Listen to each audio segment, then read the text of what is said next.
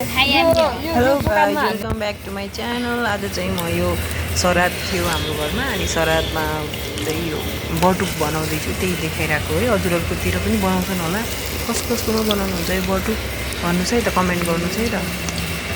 के भन्छ नि बटुक हो, यसमा मास साँझ नै भिजाएर राख्ने, अनि बिहान त्यसको छिल्काहरू पखालेर अनि भित्रको सेतो भाग मात्रै मिक्सरमा पिसेर, अलि मोटो मोटो पिसेर, अनि लसुन अदुवा सबै पिसिवरी खुर्सानी नुन हल्दी हालेर एकछिन पिठोलाई मजाले चलाउने, अनि फुल्छ कि त्यसरी चलायो भने चाहिँ।